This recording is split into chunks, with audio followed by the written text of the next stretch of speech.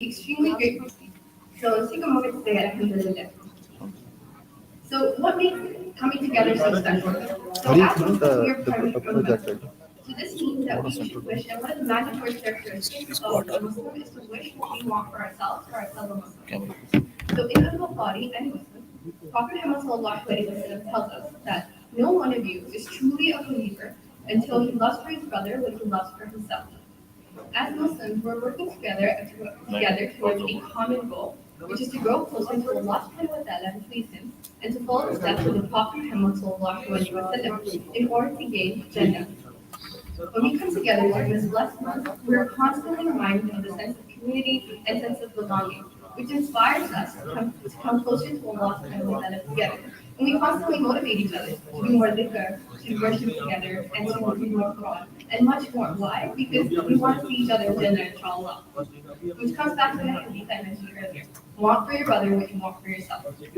Now, before I finish, I want to include two other hadiths. So the first one is that the Prophet Muhammad said, no people gather in the house of Allah subhanahu wa ta'ala, reciting the book of Allah subhanahu wa ta'ala, and studying it together, but tranquility descends upon them, and mercy encompasses them, and angels surround them. And Allah subhanahu wa ta'ala mentions them to those who are around him, subhanAllah.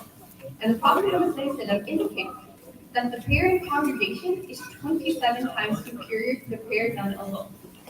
The purpose of congregation is to unite the ummah. This act of worship, as simple as it is, it has abundant amount of rewards in this life and in hereafter.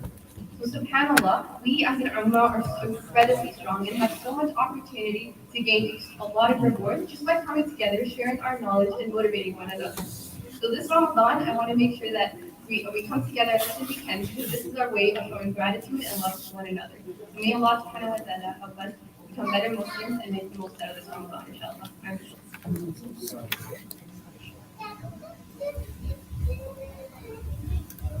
SubhanAllah, Jazakallah, that was Sister Nabiha. Inshallah, before we go to our next speaker, it is very important that we all know and understand who our beloved Prophet Sallallahu Alaihi Wasallam is. In order to understand him, we have to understand what he said and what he spoke. So inshallah, every single month I will be giving everyone one ahadith to learn, very, very short to memorize. These are the exact words of Prophet Muhammad Sallallahu Alaihi Wasallam. The very first ahadith, thanks and alhamdulillah, due to the month of Ramadan, is at-tahuru shatrul iman. So everyone repeat after me. At-tahuru shatrul iman. Purity, tahara, is half of faith. In a very basic understanding of this, if you have all of iman in a circle, half of it would encompass your salah, your fasting, your worship, your zikr, your Quran. That's half. The entire other half is dominated by how pure you are. There's two types of tahara. Tahara of the body and tahara of the nafs, of your soul. So inshallah, every single month we'll be focusing on how we can become pure, not only on the outside, but also on the inside. So the very first way in order to become more pure, both outwardly and inwardly, is to try and understand the life of our beloved Prophet Muhammad sallallahu alayhi wa alihi wasallam. So let's learn his ahadith. At-tahuru shatrul iman. Very simple, three words. And now you know a little bit of Arabic. At-tahuru, tahir, purity. Shatrul, half. Iman, faith, belief. At-tahuru, shatrul iman.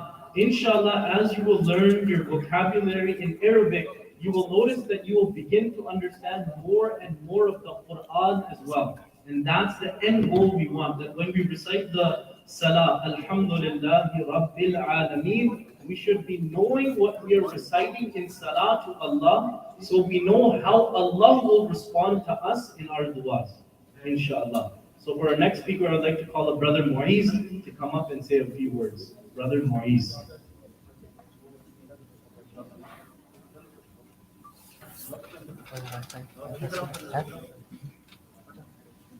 Bismillahirrahmanirrahim. Assalamu alaikum wa rahmatullahi wa barakatuh. Respected Ramadan scholars, teachers, parents, and audience.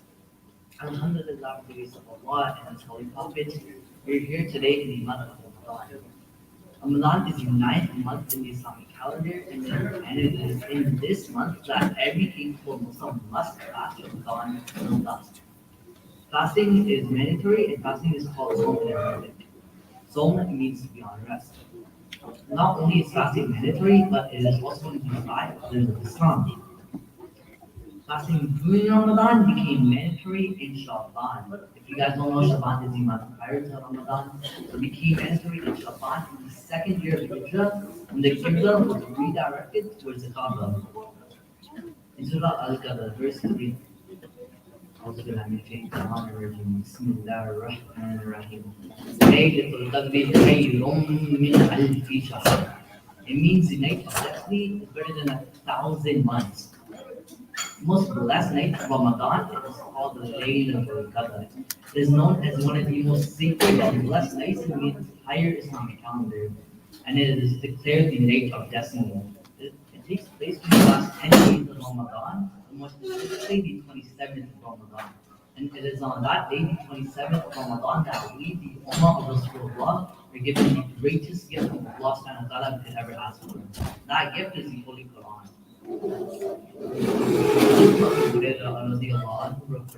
Whoever fasts in the month of Ramadan in the sake of faith, in the sake with the Lord, gets all his previous sins forgiven. Fasting involves abstaining from eating, drinking, smoking, and relations from dawn until dusk. Fasting leads to a greater taqwa or consciousness of Allah subhanahu wa ta'ala. It's with an improvement of environmental and spiritual character, and increases the spirit of sharing and caring, and self-purification and self-restraint. Not only does fasting help for those, but it also has many medical, mental, and physical benefits, such as preventing high cholesterol, weight loss benefits, and it can help improve brain function as there are less toxins going to your bloodstream from the food that we eat. Allah's mercy invites everyone to come under His protection for divine forgiveness and benevolence during Ramadan days and nights. And especially during the last 10 days of Ramadan and during the Hajj, it's increased vastly even more from the Muslim Ummah. And when Ramadan ends, Allah rewards the Muslim Ummah with Eid al-Fitr, because on that day, Muslims started with much celebration and feasting. Iqbal presents. हम तुम्हारे दफरम हैं, कोई साइल ही नहीं, राह दिखने किसे राह रावे मंजिल ही नहीं. It means, I am ready to forgive you, but there's no one asking for forgiveness. To whom should I guide the right path, but there is no one to seek a destination? Unfortunately, most of us sacrifice such a precious moment for forgiveness from Allah subhanahu wa ta'ala by deep sleep and negligence, will cause bad words and mercy, keep shaking our dead souls. If I said anything wrong, ask Allah and you for forgiveness. If I said something right and you learn from it, Allah, the teachings of Allah, our teachers, and our parents. May Allah make these days of Ramadan and fasting easy on us.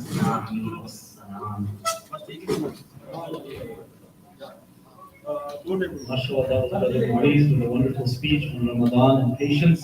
Inshallah, now I would like to call Brother Talha to say a few words of poetry for Prophet Muhammad sallallahu alaihi wasallam. Brother Talha Kamran.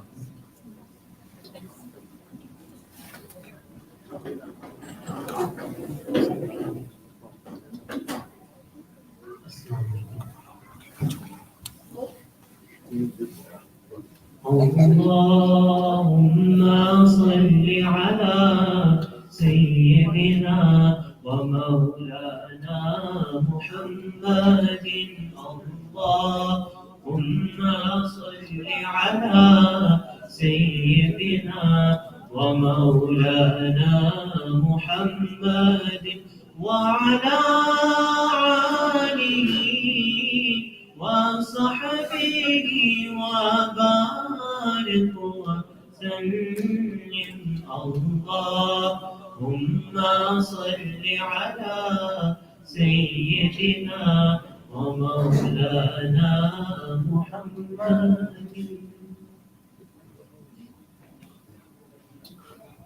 میری الفت مدینے سے یوں ہی نہیں، میری الفت مدینے سے یوں ہی نہیں، میرے آقا کا روضہ مدینے میں ہے، میرے آقا کا روضہ مدینے میں ہے، میں مدینے کی جانب نہ کیسے کھنچوں، میں مدینے کی جانب نہ کیسے کھنچوں، میرا دین اور دنیا مدینے میں ہے، میرا دین اور دنیا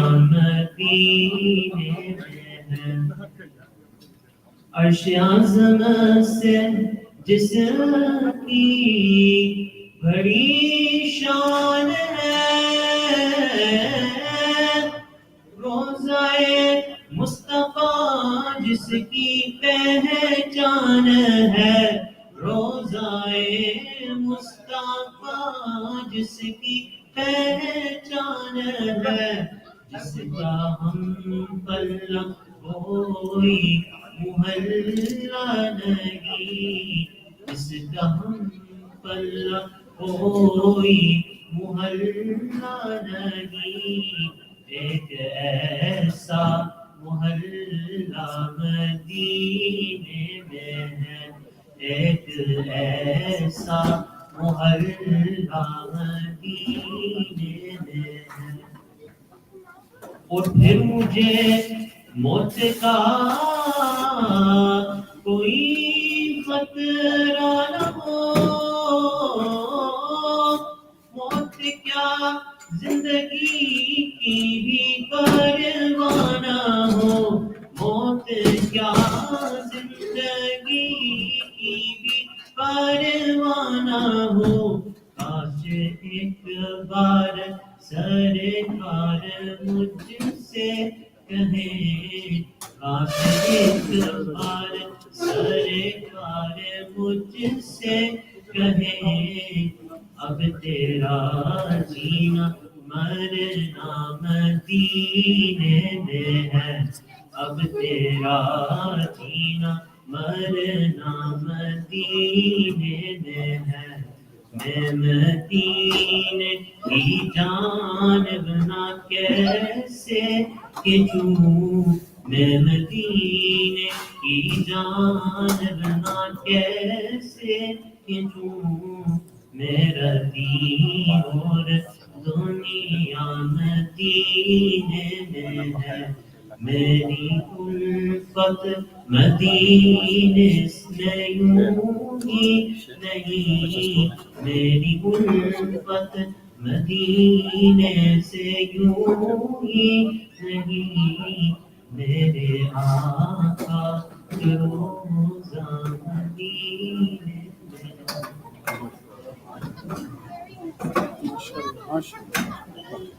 MashaAllah, Jazakallah, that was Brother Talha. Is there anyone else who would like to say a speech or recite some poetry, not or nasheeds?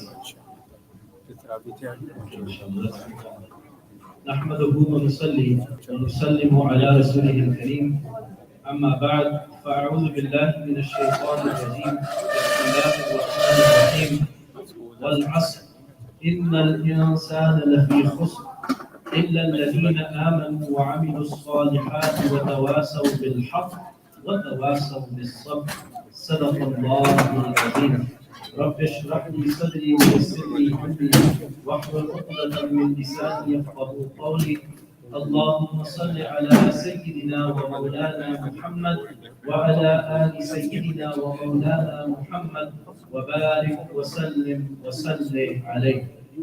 Inshallah, before I begin, there's some brothers that are sitting farther out. If I could request for them to please come closer, inshallah. I know it's been 2 years since we've sat together in a masjid, so maybe you guys have forgotten what it feels like to sit together. So just come closer, touch shoulder to shoulder. It's quite okay, nobody's gonna bite. I really hope no one has COVID. And even if it does, inshallah, Allah subhanahu wa ta'ala will give everyone shifa kamila. Inshallah. So please come together, sit together, come closer, smile. I know as hard as it may be with no food and no water in your stomachs, it might be tough to smile. But that is the topic for today. Sabr. Patience, perseverance, any of the hardships that Allah subhanahu wa ta'ala and anything that we may face in this life. My dear brothers, Ramadan is the greatest month in the Islamic calendar. It is the sunnah of Allah subhanahu wa ta'ala to always select few things that He chooses to elevate in status above others. شهر رمضان الذي أنزل فيه القرآن. Of all of the books that Allah subhanahu wa ta'ala ever gave any Nabi, He chose to elevate the Quran. By mentioning the month of Ramadan, He chose to elevate the month of Ramadan over any of the other months. يا أيها الذين آمنوا إذا نودي للصلاة من يوم الجمعة. By listing the day of Jummah, Allah subhanahu wa ta'ala decided to elevate the day of Jummah above any other. And by providing the last Nabi of Allah to the Arabs, Allah subhanahu wa ta'ala decided to give that fazilah, give that barakah to the Arabic nation, specifically the Quraysh, from who amongst them came the greatest of the Nabis, Muhammad sallallahu alayhi wa alihi wa sallam. We are the ummah of Rasulullah sallallahu alayhi wa alihi wa sallam, and especially whenever I'm speaking to youngsters such as yourselves, I always make it a point to very deliberately, very precisely tell you that the Nabi of Allah is the last and final messenger of Allah. Prophet Muhammad sallallahu alayhi wa alihi wa sallam is the last and final messenger of Allah. There is no one else that can be a Nabi after him. One of the signs of the Day of Judgment is a Nabi before him, Hazrat Isa alayhi salam, who Christians call Jesus, is actually going to come back from the sky. He will not come back as a Nabi. He will come back as an ummati of Rasulullah sallallahu alayhi wa alihi wa sallam, further solidifying the point that Rasulullah sallallahu alayhi wa sallam is the last and final messenger of Allah. Before we speak about sabr, I thought I'd share a few very important facts about the month of Ramadan. There are 4 main books that are revealed by Allah to the Nabis and to the messengers. There is a distinction that is made between the Nabis and the messengers. How many Nabis have there been since Adam alayhi salam? Does anyone know? How many prophets have there been that Allah has sent down? From Adam alayhi salam to Rasulullah sallallahu alayhi wa sallam. Yes. Close. The kids first, inshallah, yes. Sorry? More than 100,000? The uncle got it right? Yes. 124,000. 124,000, very correct. Approximately 124,000. This is more for the elders. Is the messengers part of that 124,000 or not? The elders now, because they were so curious to jump to the answers, so now I'm asking them. Yes, they are. What is the difference between a Nabi and a Rasool, a prophet and a messenger?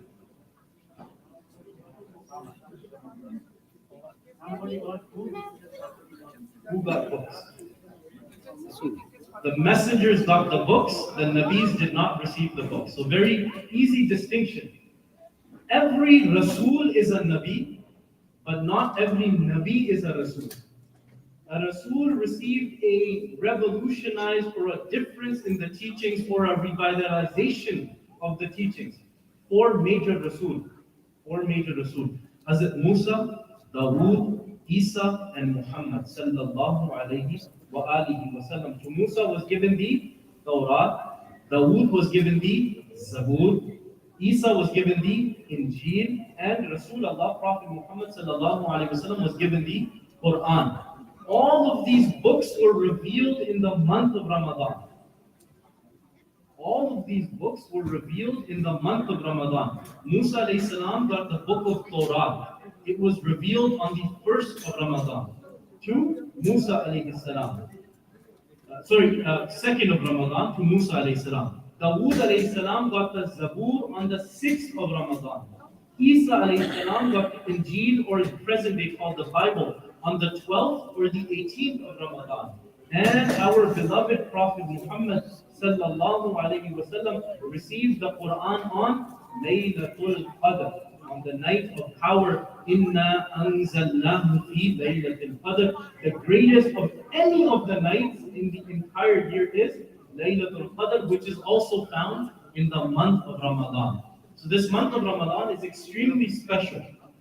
And we fast, correct? We fast day in and we fast day out, alhamdulillah. Our fast is actually very interesting. We are the first ummah ever to fast regularly prescribed fast of 30 days. People before us, the people of Musa alayhi salam, they were also given an order to fast. How long was their fast? 24 hours. No sunrise, no sunset. Once you ate, you could not eat until 24 hours had passed. That teaching changed a little bit.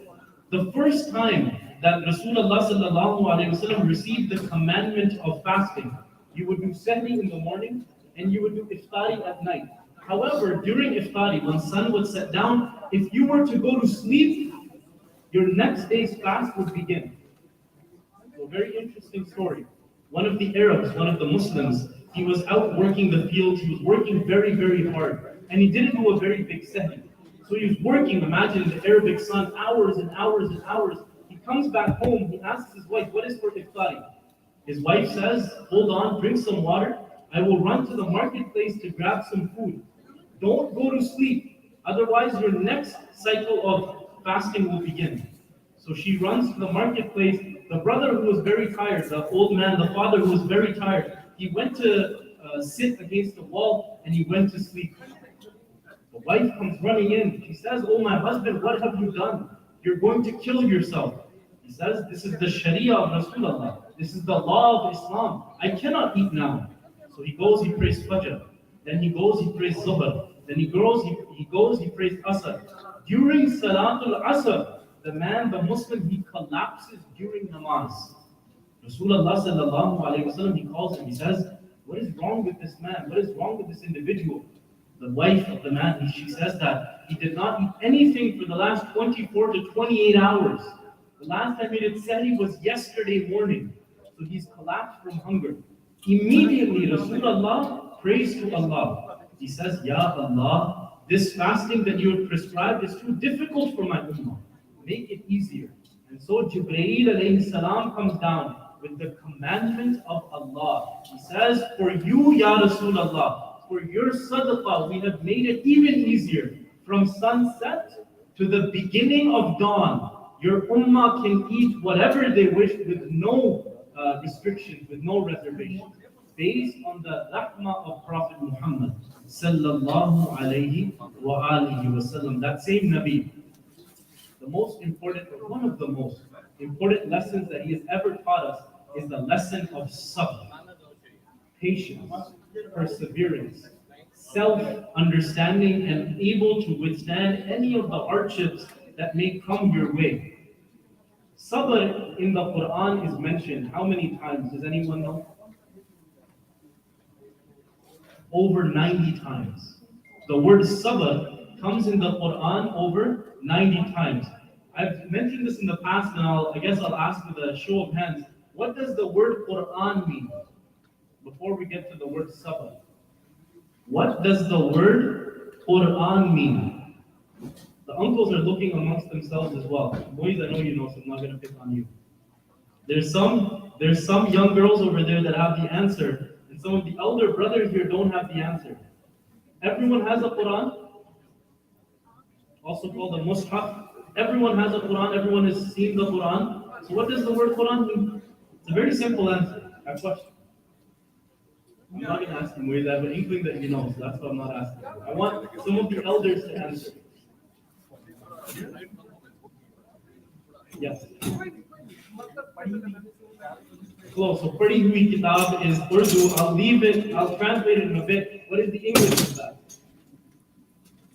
Sisters, yes. Yes, sisters. Yeah, yeah. Yep.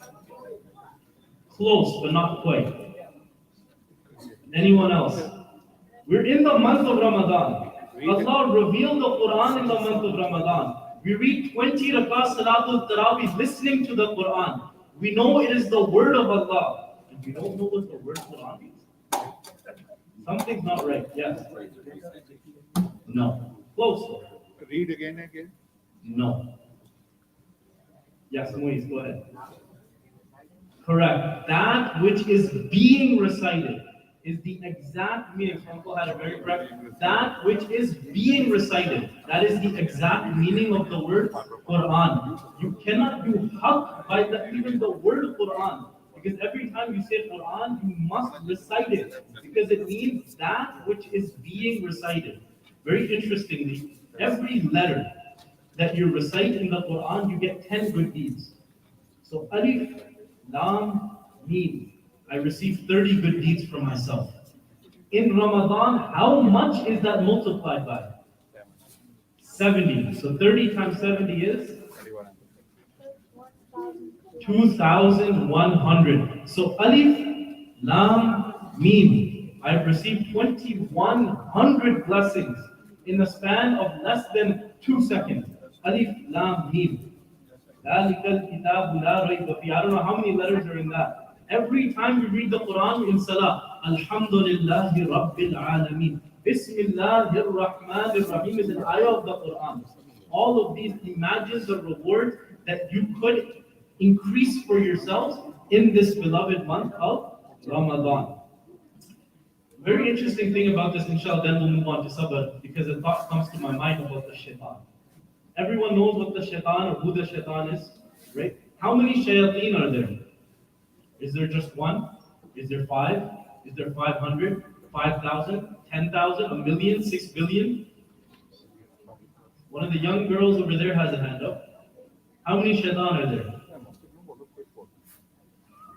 There's one big shaitan, and he has a lot of younger shaitan as well. There's one big shaitan, and there's, yes, billions, millions. We don't know the exact number of shaitan. However, in Ramadan, each and every single shaitan is locked up by Allah. Each and every single shaitan is locked up by Allah. What can you read every single day to prevent the shaitan from coming near you, from whispering into your ears? Ayatul Kursi. When and where? So, very interesting hadith story comes to mind. I'll share with you about the fazila of Ayatul Kursi. The third juz begins, whoever was reading Salatul Tarawih here, I'm sure it was recited last night. Allahu la ilaha illahu al-hayyul qayyum, and it continues. There is a very interesting companion by the name of Hazrat Abu Hurairah radiyallahu ta'ala anhu. Hazrat Abu Hurairah radiyallahu ta'ala anhu was made the custodian of the Baytul Mal, of the treasury house. And his duty was during the night.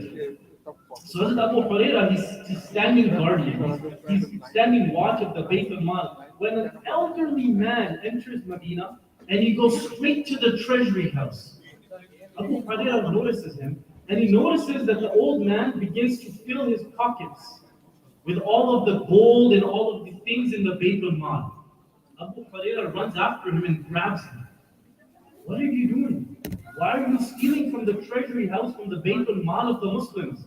The old man looks at Abu Hurairah. Oh individual, I did not know I was being watched. Forgive me. I have very, very young children. Forgive me. I have very, very young children. It will not happen again. Forgive me. It will not happen again. Abu Hurairah also happened to be very poor. So he had mercy. He had rahmah on him. So he says, fine, I will let you go. But I don't want you coming back tomorrow. The next day, in Salatul Fajr, Rasulullah calls Abu Hurairah. Oh Abu Hurairah, what happened? Oh Abu Hurairah, what happened? Ya Rasulullah, nothing. An old man came and he filled his pockets. And I caught him and I told him to return everything. Prophet Muhammad sallallahu alaihi wasallam, he says to Abu Hurairah, be warned, that man is not who he says it is, and he will come back tomorrow. Abu Hurairah, he makes a conviction. He says, okay, if he comes back tomorrow, I'm not going to let him go. Second night comes, Abu Hurairah is standing watch. All of a sudden, the man enters and he begins to fill his pockets with gold and with the treasured items. Abu Hurairah, he's startled, stands up. What are you doing? This is the second day in a row. What are you doing? Abu Hurairah the old man looks at Abu Hurairah, the Sahabi, the companion. Oh brother, oh child of mine, I am very, very sick. I am very, very, very sick. I need some gold so I can buy some medicine from the doctors of Medina. Otherwise I will die. Otherwise I will die. Abu Hurairah, he says, robbery is not the way to earn an income. Let this go. He says, please forgive me, I will not come again. So Abu Hurairah, based on his rahmah, he says, go. I let you go again. Fajr comes. Rasulullah, Abu Hurairah, what happened last night? Ya Rasulullah sallallahu alayhi wa sallam, you told me that the man would come back and he came back. Abu Hurairah, why didn't you capture him? Ya Rasulullah sallallahu alayhi wa sallam, he is poor just like I am poor. I had rahm on him. I had mercy upon him. Rasulullah says, he will come to you tomorrow again. He is not who he says he is. Third night comes. Abu Hurairah is standing watch. The man enters just like we entered the last 2 nights. Begins to fill his pockets. Abu Hurairah captures him and now he holds him strongly. He says, now I'm not going to let you go. 2 nights, Rasulullah caught me and said, why did you let him go? Why did you let him go? There is no way I'm going to let you go. So the old man, he looks at Abu Hurairah, he says, and what if I tell you something that you have never heard before? Abu Hurairah, for those of you elders, you know, he was one of the greatest, most knowledgeable companions of Rasulullah sallallahu alaihi wasallam. The old man says, I know something that has been kept hidden from Adam to now. From Adam alayhi salam to now has been kept hidden. Abu Hurairah, he says, okay, tell me what it is. He says, if you recite Ayatul Kursi once in the morning and once at night, no shaitan can come and whisper in your ear. Abu Hurairah, he says, fine, I will let you go. But if you are telling a lie, I will tell Rasulullah sallallahu alayhi wasallam. Fajr comes. Abu Hurairah, what happened last night? Ya Rasulullah, as you had mentioned, the man came. However, he gave me such an interesting piece of knowledge that I had to let him go. What did he say, Abu Hurairah? Ya Rasulullah, he says that if I recite Ayatul Kursi once in the morning and once at night for 24 hours, no shaitan can come near me. Rasulullah sallallahu alayhi wa sallam, he says that man is a liar, but today he has spoken the truth. That man is a liar, but today he has spoken the truth. Ya Rasulullah, who is he? His name is Iblis, the leader of shaitan. His name is Iblis, the leader of shaitan. He came to check your iman, and you have passed his test. So Abu Hurairah, recite Ayatul Kursi once in the morning and once at night, and there is no way that the shaitan can come near you. So for those of you that know Ayatul Kursi, recite it once in the morning and once at night. Another very Sahih Muslim. He who recites Ayatul Kursi after every fard salah, there is nothing that can prevent him from Jannah. He who recites Ayatul Kursi once after every fard salah, there is nothing that can prevent him from Jannah. So, for those of you that don't know Ayatul Kursi, learn Ayatul Kursi. For the teachers here from the Minhaj school, I urge all of you from tiers 1 onwards to teach the children Ayatul Kursi with meaning. What is it about Ayatul Kursi with the attributes and the names of Allah subhanahu wa ta'ala? The elders, I'm sure you know. If you don't know, learn Ayatul Kursi with tajweed, with proper tajweed, so you truly understand the resonance and the beauty behind the greatest verse in the Holy Quran. So finally, we'll go into the topic at hand, the topic of sabr and patience. Sabr and patience is one of the hardest things to do. Patience, I'm sure for the youngsters especially, let me explain to you what patience is. Patience is when your parents tell you to go and pick up something and you are doing something else, and that groan that comes from inside, controlling that groan and going and listening to your parents is called sabr. Your parents at night are going to sleep. Your mom calls out to you, Abdullah, go get me a glass of water.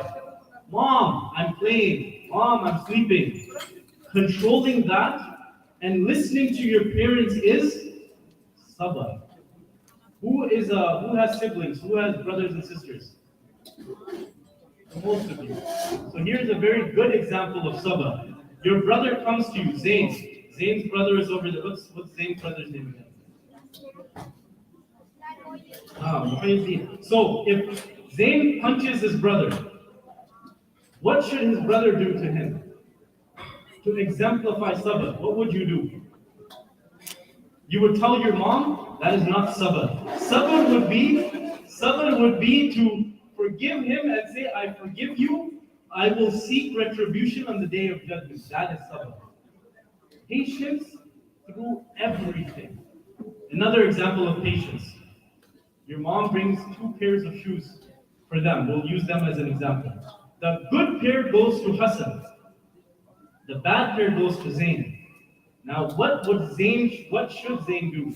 Zain should say, my brother has received it. Alhamdulillah.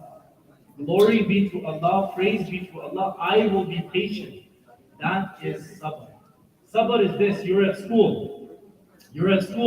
And what happens at school sometimes is you get picked on by your classmates, you get picked on by others, you get picked on by your peers. Sabr is remaining patient and putting your trust in Allah, that Allah will guide me through whatever hardships I may come through so that I can go into the future, so that I can move on into the future. For those that are entering the high school, college, university, sabr is this. You're working months on end, weeks on end, years on end for a degree, and you fail the test. Given all the hard work that you've put in and you do not obtain that degree, sabr is trusting in Allah and continuing to persevere through Him. Unfortunately, the Muslim youth, the brothers especially, sisters maybe so, we become very weak because we give up very easily. We give up very easily. Parents especially give up on their children very easily. So this is an especial message for our parents. What do our parents do? I'm sure the parents have done this. I'm going to use you as an example. Moise, don't play PS5. Moise, don't play PS5. Moise, he'll play PS5. Don't give up on the youth. Don't give up on the children. Persevere along with them. If you don't show them the path, they will never ever understand the meaning of sabr and continue to persevere. The very first way of attaining sabr, the next step. How do you obtain sabr? Self-awareness. Self-awareness. And that is where Ramadan comes in. Ramadan teaches you discipline. Ramadan teaches you discipline. Because from sunrise to sunset, you are controlling your hunger and your thirst, the most basic of needs for a human.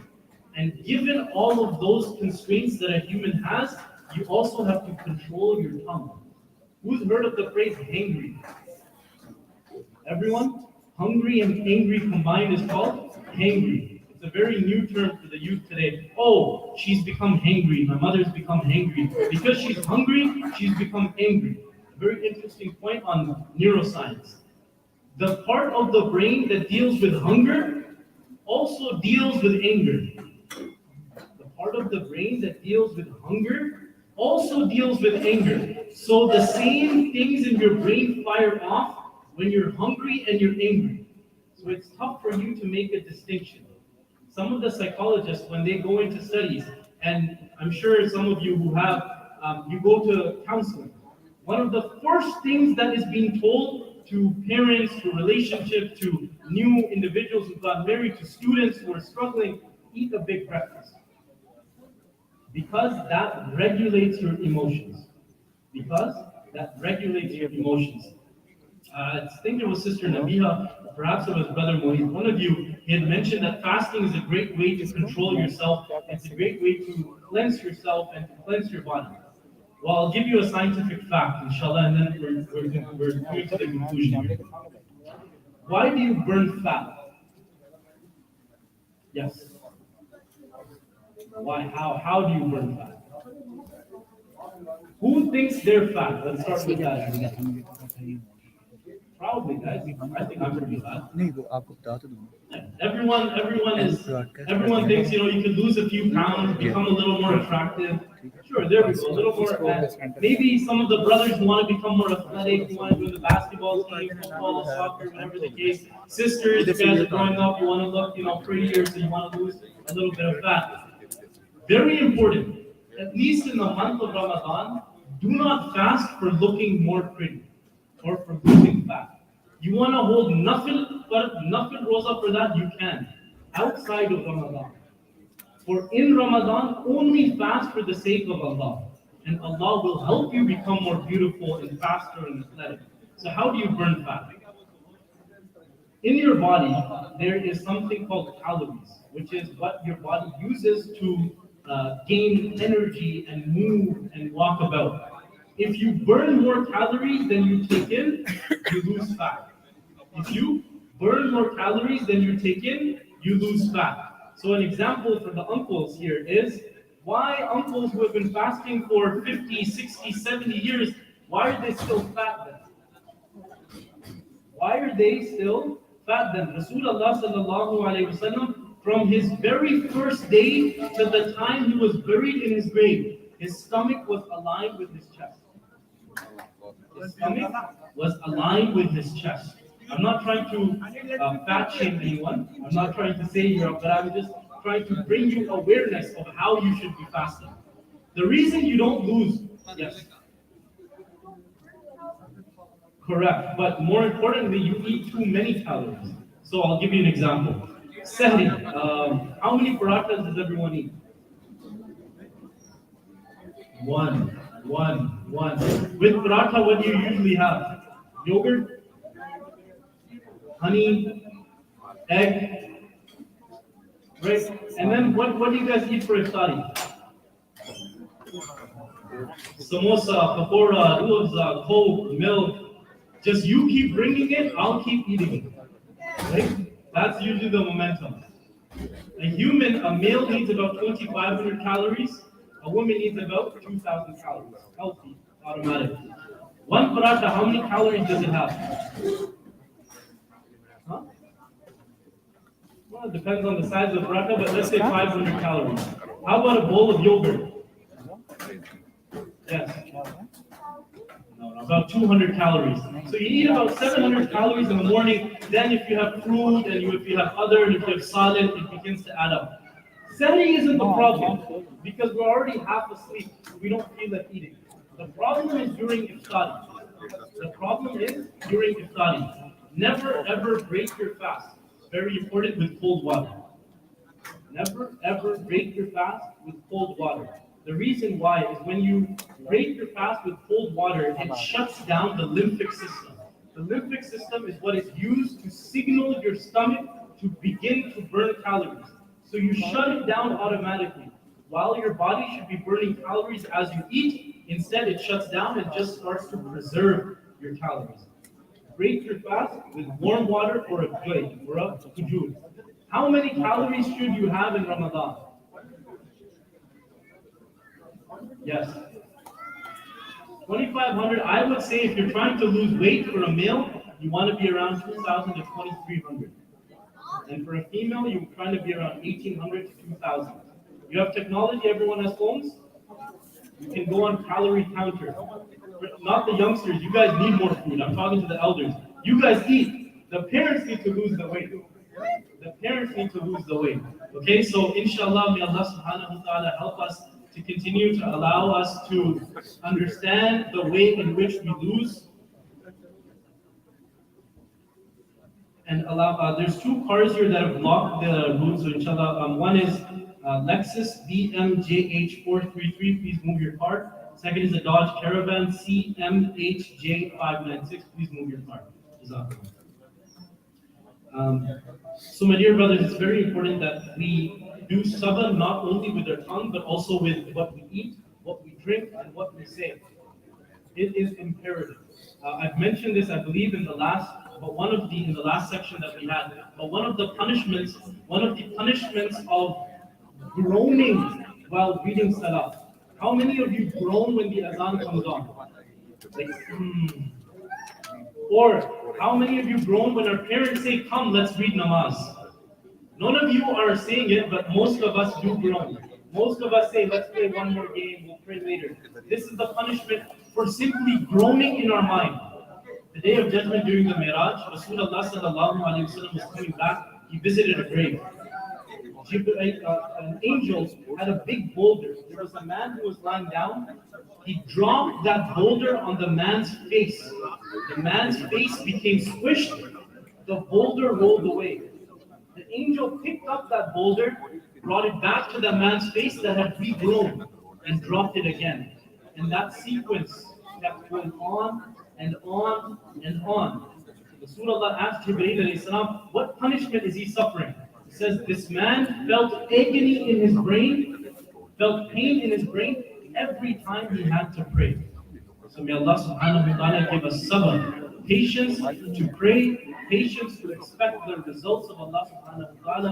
May Allah subhanahu wa ta'ala forgive our sins. Inshallah, as the youth have gathered here today, I urge all of you to get your names written by your teachers so you can come up here, say a speech, do tilawat, and recite dua, so that you can continue to increase in your blessings. A companion said, I have visited 100 mehfils of Rasulullah. I have visited 100 mehfils of Rasulullah. Each one of them had poetry in it. Each one of them had poetry in it. That's something that we've gone far, far away from. So may Allah subhanahu wa ta'ala increase us in following the sunnah of Rasulullah sallallahu alayhi wa sallam. May Allah subhanahu wa ta'ala allow us to understand the teachings of Islam. May Allah subhanahu wa ta'ala allow our youth, allow our youngsters to become the pillars of Islam, to become the pillars of the movement of Islam in the future. And in our hearts, may Allah subhanahu wa ta'ala put the love of Allah and more importantly, the love of Rasulullah sallallahu alayhi wa sallam. Ameen. Wa akhiru da'wana alhamdulillahi rabbil alameen. Please stand up for salam.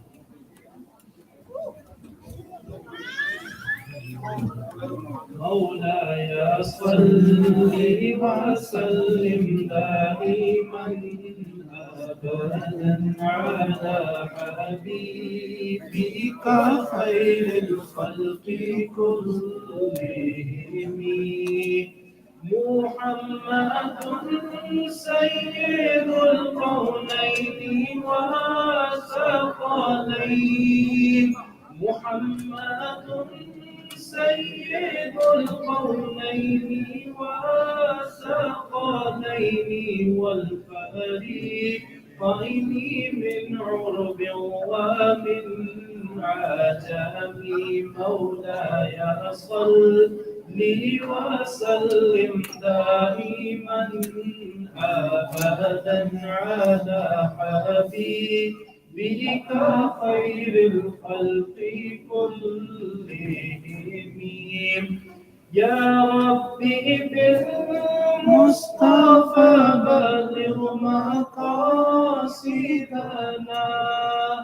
يا ربي بالمصطفى بلغ مقاصدنا واغفر لنا ما مضى يا واسع الكرم مولاي صل وسلم دائما ابدا على حبيبك خير الخلق كلهم اللهم صل على سيدنا ومولانا محمد وعلى ال سيدنا ومولانا محمد وبارك وسلم عليه ربنا آتنا في الدنيا حسنة وفي الآخرة حسنة وقنا عذاب النار وقنا عذاب القبر وقنا عذاب الحشر وقنا عذاب القبر وقنا عذاب الموت وقنا عذاب الميزان وصلى الله تعالى على خير خلقه ونور عرشه محمد وعلى آله وأصحابه